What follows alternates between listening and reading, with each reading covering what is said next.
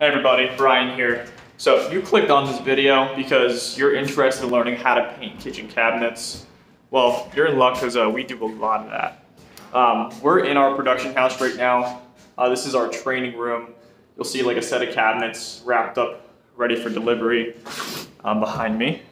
And we basically expanded into this place just for cabinets. And we actually are able to expand up to like 4 to 5 sets a week. So I'm gonna show you guys real quick our spray zone, our area, kind of like how we set it up, and explain the process real quick on how we actually paint these cabinets.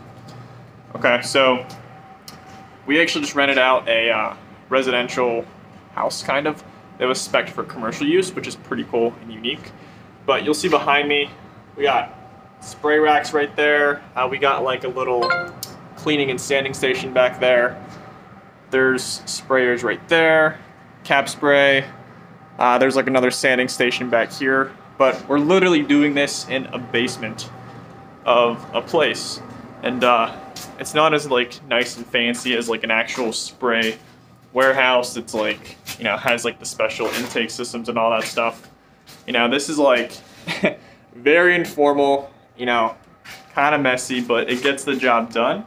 Like we have an actual exhaust fan that we put filters in front of to like capture the dust. But the spray zone is back there. It's kind of sectioned off from the rest of the actual sanding, cleaning, and drying areas back here. So I'm going to explain the process real quick on how I actually paint these cabinets, because we got like right here, here's an example of like a finished piece. Like you'll see how smooth and like, you know, nice and clean that looks. This used to be dark stained wood. And the reason I like cabinet jobs is they're extremely profitable if you can nail down your process on how to actually do that. So basically, to kind of give you like the main breakdown on like what the process looks like. So you typically start out with just like a typical stained piece of cabinetry. And we typically, you know, remove doors and drawers, bring them back to this facility right here. And that involves like labeling, so like you know what the actual, you know, or like where the actual doors and drawers go. And to give you like an idea of like how we label, like in the hinges, you can put, I don't know how well you can see that, little numbers in the hinges to kind of dictate where they go. So the doors, it's good to put the number in the actual hinge, so whenever you spray it, you know, like it doesn't affect the finish of the actual door. A little pro tip, you can put a piece of tape inside the hinge, write like number 1 on it, and put another piece of tape on top of that number, just so whenever you spray it, it doesn't cover the number fully. When you're done, you can peel it off and see the actual number. So just labeling doors and drawers, and then typically cleaning and degreasing everything. So here's what we use. We use crud cutter. So this is it just comes in like an aerosol can. You can just like spray it on real quick, and then you can use one of these Scotch-Brite scrubby pads. So the crud cutter just kind of like degreases and gets the sticky, grimy stuff off of the cabinet. And then I'll show you back here real quick. After you wipe with crud cutter, you just get a microfiber cloth and then denatured alcohol, and you have a solution of that you typically wipe off the crud cutter with once you're done cleaning that. So that basically just makes sure everything evaporates and kind of just like keeps the surface clean and non-contaminated, just so like we can be ready to sand. Because after the actual degreasing, cleaning, and all that stuff, like once everything's ready to go, you typically, if you're in the home, you can do the frames either by spray or brush and roll. And if you're spraying, there's a lot more masking and taping off to do. But if you're brushing and rolling, there's still masking and taping, but it's kind of minimal. So, in other words, if you have a shop like this and you're just doing the doors by themselves, then you can basically just start sanding right away. So this is our sanding station back here. So we typically use, it's not pretty, but Surf Prep sanding pads. So this one's beat up, got a lot of use so far, but we typically, it has like foam pads that sticks on top of it. They kind of like mesh the actual shape of the door. So like Surf Prep sanders, we have a lot of success in them, just using them for all that stuff, because I'll show you guys what some of the foam pads look like. Because the first step is to sand and scuff and abrase the stained door with 180 grit, or just like a fine abrasive pad with your Surf Prep sander. So like you'll see how like these mesh and like fit together pretty well. So you stick it on the actual sander, kind of like meshes and folds to like the grooves and like the angles on the cabinet, which is pretty cool. So we typically, sand with 180 grit. We vac the dust off with like a shop vac or like a HEPA vac with like a little dust brush attachment, and then we wipe it off with the tack cloth. So tack cloths, they generally look like this. It's almost like a bandage type thing. It's kind of sticky, but as you can see, it kind of like picks up the dust pretty well, and you can just like run it right on top of the door. So sand with 180 grit, vac, tack, and then you spray primer on it. So you'll see the rack behind me right here. This is a rack we got from the door rack painter. You'll see that you can like push these in. And as you can see down here, if you push them in, like the door can actually sit on top of here. And they're angled. So like the door can actually sit on the angled piece.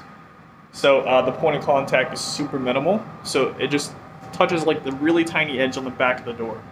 I like those racks just because you actually could spray both sides at the same time for the prime coat and the first coat, because you're doing a round of sanding in between each coat anyway.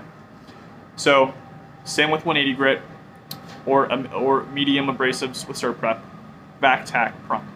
So once everything's primed and dried, you typically sand everything with 220 grit, or you can use a fine foam pad abrasive with your Surf Prep sander. I strongly suggest using Surf Prep if you have the option. And they generally hook up to like a Festool vacuum. So the actual vacuum and sander combo, they are more expensive. It's like a $400 sander, and the vac, depending on which one you get, could be anywhere from like $500 to about $900. But the Surf Prep abrasives basically allow you to sand without actually sanding down too much. It's just like kind of vibrates and like scuffs the surface, so it doesn't hurt the prime coat. Still makes it super smooth. It's super quick and efficient. So sand everything with 220 grit or the fine foam pads. Vac and tack the dust off, and then you spray the first top coat of the paint you're using. So in regards to the paint, I've seen a lot of people use Benmore Advance from Benmore. It's a self-leveling enamel. I've seen people use Emerald Urethane Trim Enamel from Sherwin-Williams. Again, that's a self-leveling urethane. Those are good products, but the full cure time on products like those is about 30 days. So it'll still be dry to the touch in about like a day, but it's more prone to getting like dinged up or like, nicks in the actual doors and stuff like that. But something that we started using now, it's Sherwood Chem Aqua from Sherwin-Williams. So it's a thinner product, typically dries and cures a little bit better, so it gets more hard a lot quicker. It's not a 30-day cure time. It's more like a day or two, or like even like up to a week, depending on temperature and humidity. But it dries pretty quickly. If your temperature setting inside your spray zone is pretty good and the humidity is right, then it can actually dry within like a matter of like 60 minutes. And you even have the option to kind of like add airflow, put fans on here, kind of like bake it, whatever you want to do. But just know that like that's what we use now. It's not perfect. We're actually going to experiment with other products because PPG sells a product called Breakthrough. Haven't tried that yet, but we have some tester sample doors that we're going to try that on because I'm just trying to find something that really optimizes the actual spray process to like reduce the amount of resprays and like inefficiencies. And then another product that we're going to be using is called Milesi. That's M-I-L-E-S-I. So that could be just like, a 1K base or 2K base. And there's actual like primers that go along with that actual brand too. So that's, I believe it's like an Italian-made product that's specifically for cabinet painting. So that's an example of something that we'll be trying too, to kind of like see if it's better than the Chem Aqua that we're using. But in our opinion, Chem Aqua is a lot better than the actual, enamels or urethane finishes, in my opinion. So spray first coat, and then once the first coat dries, you hand sand imperfections with 320 grit. So I'm going to show you guys real quick what I have that we use. So they're hand sanding foam pads. So again, this is foam. You can like pinch it down. So it's kind of like the abrasive pad that I showed you before. This is a surf prep product. So hand foaming pads, it's equivalent to like 320 grit sandpaper. So it's super smooth. You can just buff out imperfections in the doors, or even just do like a light, sanding application, and then back and tack it, and then you can spray your final top coat on there as well. So that's the entire process in a nutshell. Again, like, the reason that we love cabinets is because, one, they're super profitable. Two, in our area, it's easy to convert them.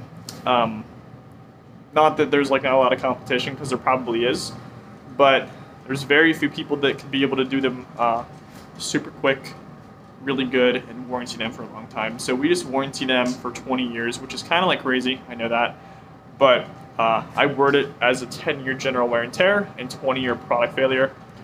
So that alone is kind of like getting us a lot of work. And then stack that with a formalized and polished sales process, and even kind of like coming into the house with actual sample doors. All of that plays a factor in actually being able to like sell and produce these in a profitable and professional manner. Before we go, I'm going to show you real quick a little pro tip that I got. So you can go on like Facebook Marketplace. You can see like there's like a couple of them down here, but you can get like small sample doors. So these are good to like finish, and like you can kind of like put tape along the corner to like make sure you still see some stain spot, and then finish it in like different steps to like physically bring these with you whenever you're going on estimates to quote. So customers can like feel the finished product, they can see it, they can scratch test it.